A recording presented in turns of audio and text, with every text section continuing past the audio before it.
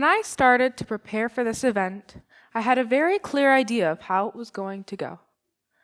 I was going to sit down, research language until I had all the information, and then write an irrefutable speech on why it's hard to be bilingual in America.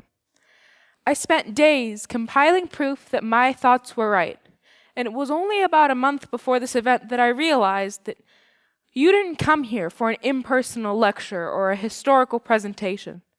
Google it, and you'll find dozens of experts with the proof. So that begs the question, why am I here? I'm here because I want you to care. This is something that affects me and I know affects others. Even closer to go time, I started unraveling a bigger issue stopping me from writing an emotionally effective speech. I had, and still have, walls built to protect me from judgment and harassment for being bilingual. Before beginning this process, if you had asked me how I felt about bilingualism in America, I would have shut down. I still kind of do. I feel really strange talking about all the stuff that I boxed away and shoved into a corner when I moved to the US at 10. I felt really different in school, and in some ways, I was. When I was in 7th grade, I ran out of class to grab something from my locker. Another girl in my class was doing the same, and for some reason, I don't really remember why now, I walked over to her locker. She flinched and I took a step back instinctively, thinking that there was something to be scared of. But after a second, I realized that it was me. I was really confused because this girl and I had rarely spoken, and so I asked her, "Why are you scared of me?" Her reply was simple, "Because you talk weird." And even though I did have quite an accent at the time, that was really hard to hear for a 12-year-old. What this girl did was an example of microaggression, defined by Oxford Dictionary as a statement or action regarded as an unintentional discrimination against members of a marginalized group. She didn't intend to discriminate. She just reacted how she'd seen everyone else around her react. This incident is the one that has stuck out to me the most, but these microaggressions happen to me all the time, mainly because I speak Arabic. Every time there's a terrorist attack on the news, I feel anxious, waiting for someone to give me an accusatory or a suspicious look, like just because I spoke the same language as the terrorists, I had an emotional connection to them. We as Americans see foreign language as a connection to the enemy. Don't speak the enemy's language. Speak American. Just 70 years ago, these World War II posters were made by the United States government.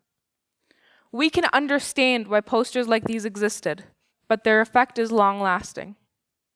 Even now, Americans don't really understand foreign language and that they can be bilingual too. One of the questions I get asked all the time is, "Can you say that in Arabic?" Yes, I can say that in Arabic, but you should be able to too. In Spanish, French, Chinese, or any other language you want to. This common belief that learning a foreign language is impossible needs to change. This comic, I feel, shows the connection that Americans have with foreign language. There's 2 panels, and in the first one, the character says, "I speak German, Italian, some French, Spanish, and of course English." The American character replies, "Incredible! You must have superpowers. I could never do that." In the second panel, the first character says the exact same thing, but the Swiss character replies, "Oh, you poor thing, is that all? Were you dropped on your head a lot as a child?" This shows the difference in perspectives that America has in comparison to the rest of the world.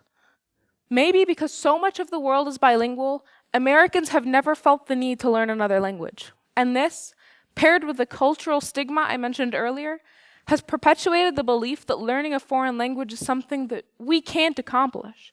But we can, because the rest of the world can. Only 1/5 of Americans learn a foreign language in school. Compare this with France or Romania, where 100% of students are learning a foreign language. We need to change our perception of foreign language. When you're in the supermarket and you hear someone speak another language, I want you to consider, is my gut reaction to this negative? Is the first thought that pops into my head or the first emotion I feel a bad one? If it is, try to reconsider.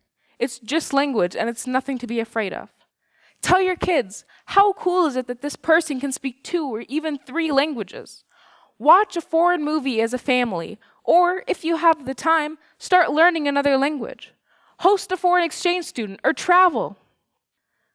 My baby sister Ella turned a year old this October, and ever since she was 3 months old, my mom has been begging me to teach her Arabic. I'd always refused, but I never gave her a reason. My reason is that I didn't want her to go through the side eyes or the "you talk weirds" that I went through the rare times that I spoke Arabic in public. Once we personally start to feel positively about foreign language, we can initiate large-scale change. Foreign language taught in public school from kindergarten, so we have a generation of adults capable of communicating with someone from across the world. We can have a generation of people who are bilingual and confident, who feel accepted even though they speak a language the people around them don't understand. By learning foreign language, the only thing American culture is losing is a fearful outlook on foreign culture and language. Thank you, or should I say, shukran.